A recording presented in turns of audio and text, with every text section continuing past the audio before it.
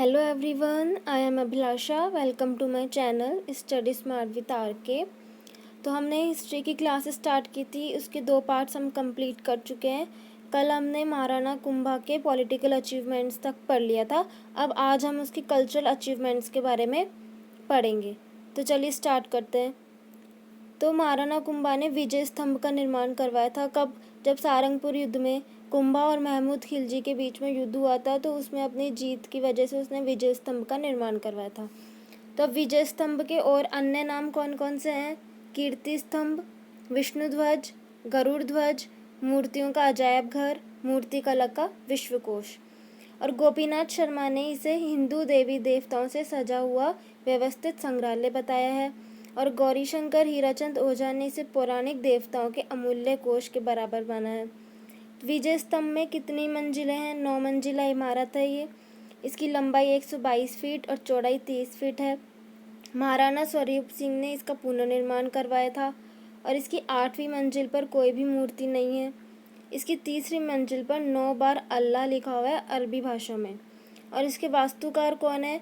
जैता, पूंजा, पोमा और नापा। और इन सब की जानकारी 5वीं मंजिल में मिलती है। और इस विजय स्तंभ की प्रशस्ति के जो लेखक हैं वो कौन है? अत्रि और महेश। जेम्स टोड ने इसकी तुलना जो है कुतुब मीनार से की है। और फर्ग्यूसन ने इसकी तुलना रोम के एक टार्जन टावर से की है। ये राजस्थान की पहली इमारत है जिस पर डाक टिकट जारी हुआ था। फिर आता है जैन कीर्ति स्तंभ। ये 7 मंजिला इमारत है।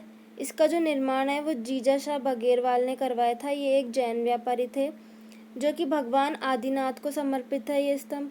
और इसका अन्य नाम है आदिनाथ स्तंभ भी इसको कहते हैं। अब किलों की बात करें तो कुंभा ने मेवाड़ के 84 में से 32 किले बनवाए थे। ये श्यामल दास की जो वीर विनोद है उससे हमको ये जानकारी मिलती है। अब उसमें से कुछ इम्पोर्टेंट किलों के बारे में हम पढ़ेंगे। फर्स्ट है कुंभलगढ़ जो कि राजसमंद में है। इसके वास्तुकार कौन है? मंडन।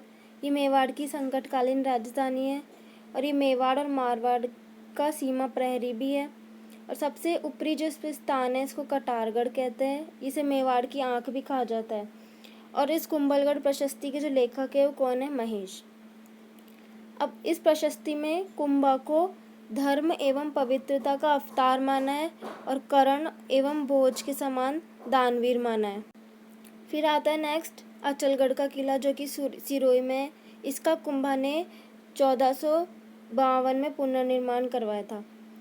फिर है वसंतगढ़ जो कि सिरोही में है। फिर है मचान दुर्ग, ये भी सिरोही में। ये मेरों पर नियंत्रण के लिए बनवाया था। भौमर दुर्ग ये उदयपुर में, ये भीलों पर नियंत्रण के लिए बनवाया था। और बैराट दुर्ग ये भीलवाड़ा में है। फिर मंदिरों की बात करें कि इसने कौन कौन से मंदिर का निर्माण करवाया था, तो इसने विष्णु के कुंभा स्वामी मंदिर का निर्माण करवाया था। कहाँ कहाँ पर? चित्तौड़गढ़ में, कुंभलगढ़ में और अचलगढ़ में। इसने एकलिंगजी में विष्णु मंदिर का निर्माण भी करवाया था। और एक श्रृंगार चवरी मंदिर का निर्माण, इसके जो एक ट्रेजर है, मतलब कि जो इसका वो आता है वैलाग भंडारी ने इसका निर्माण करवाया था। फिर है रणकपुर का पालिका जैन मंदिर। इसका निर्माण 1439 में धरणक शाह ने करवाया था। इसके अगर मुख्य मंदिर की बात करें तो इसमें है चौमुखा मंदिर जिसमें 1444 स्तंभ है। तो इसे स्तंभों का अजायब घर भी कहा जाता है। और इसके वास्तुकार कौन है? देपाक। अब अगर हम इसकी बुक्स की बात करें कि कौन कौन सी बुक्स इसने लिखी है, तो पहले तो इसके संगीत गुरु कौन आते हैं? सारंग व्यास। और इसकी बुक्स हैं सुधा प्रबंध, कामराज रतिसार जिसके 7 पार्ट हैं, संगीत सुधा, संगीत मीमांसा, संगीत क्रम दीपिका, संगीत राज के भी 5 पार्ट है। कौन कौन से? पाठ्य रत्न कोश, गीत रत्न कोश, नृत्य रत्न कोश, वाद्य रत्न कोश और रस रत्न कोश।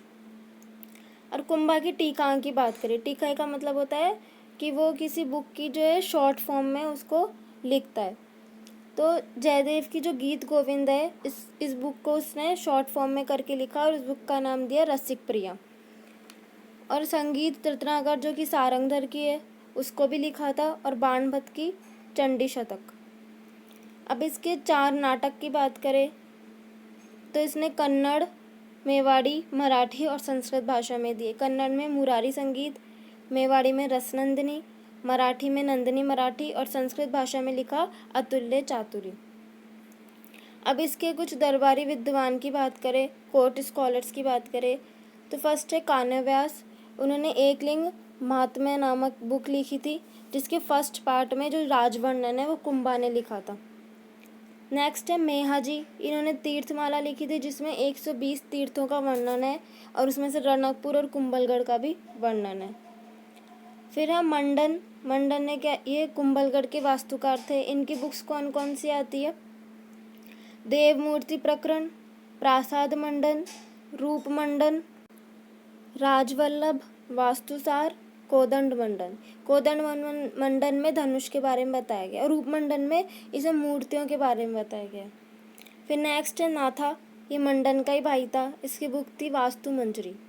और गोविंद, जो कि मंडन का बेटा था, इसकी कौन कौन सी बुक्स आती है? कलानिधि, द्वारदीपिका, उद्धार धोरिणी, सार समुच्चय। फिर नेक्स्ट है रमाबाई। ये कुंभा की बेटी थी। इसे वागेश्वरी की उपाधि भी मिली हुई थी और इसे जावर का परगना दिया था। फिर है हीरानंद मुनि। ये कुंभा के गुरु थे। और कुछ जो है वो जैन विद्वान भी हुए थे, जैसे कि तिला भट्ट, जयशेखर, सोमदेव सूरी, भुवन कीर्ति।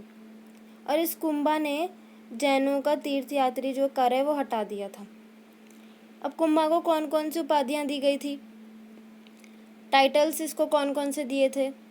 हिंदू सुल्तान, अभिनव भरताचार्य या नव्य भरत, राणा रासो, हाल गुरु, चाप गुरु, परम भागवत और आदि वराह। और कुंभा की हत्या जो है उसके बेटे उदा ने की थी, तो ये मेवाड़ का पितृहंता माना जाता है। फिर नेक्स्ट है रायमल, जिसका शासनकाल 1473 से 1509 तक रहा है। अब इसने क्या क्या निर्माण करवाए हैं? एक तो अद्भुत जी का मंदिर, शिव जी का मंदिर जो चित्तौड़ में, एकलिंग जी जो मंदिर है उसका वर्तमान स्वरूप भी इसने तैयार करवाया है। और इसकी जो रानी है श्रृंगार कंवर, उसने बावड़ी का निर्माण करवाया था गोसुंडी में। इसकी बहन रमाबाई ने जावर में रमा स्वामी मंदिर का निर्माण करवाया था, विष्णु जी का मंदिर है। अब गोसुंडी से हमें दो अभिलेख प्राप्त होते हैं, एक तो 1504 ईस्वी का और एक दूसरी शताब्दी का है। तो 1504 ईस्वी में हमें सिर्फ श्रृंगार कंवरी के बारे में जानकारी मिलती है। उसमें ये कहती है कि मैं श्रृंगार कंवरी ऐसे ऐसे इस बावड़ी का निर्माण करवा रही हूँ। और दूसरी शताब्दी में हमें ये जानकारी मिलती है कि गजवंश का राजा था सर्वतात, उसने उस टाइम अश्वमेध यज्ञ करवाया था और वो सकर्षण और वासुदेव की पूजा करता था। और वैष्णव धर्म की जानकारी भी हमें इसी अभिलेख से मिलती है।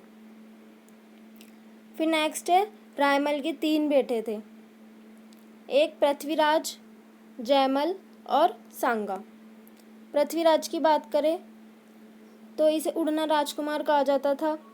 इसने अजमेर के किले का नाम बदलकर तारागढ़ करवाया अपनी रानी तारा के नाम पर। इसकी बहन का क्या नाम था? आनंदाबाई। और इसकी छतरी की बात करें तो वो कुंभलगढ़ में है, 12 पिलर की छतरी है। और फिर आता है जयमल। ये सोलंकियों के खिलाफ लड़ता हुआ मारा गया था। और तीसरा है सांगा। अब इसके बारे में हम कल अच्छे से डिटेल में पढ़ेंगे, आज सिर्फ जयमल तक ही पढ़ेंगे। अगर आपको मेरा वीडियो पसंद आए तो प्लीज़ लाइक और सब्सक्राइब करना मत भूलिएगा। और अगर आपको इस वीडियो की PDF चाहिए तो कमेंट बॉक्स में कमेंट कीजिए। Thank you.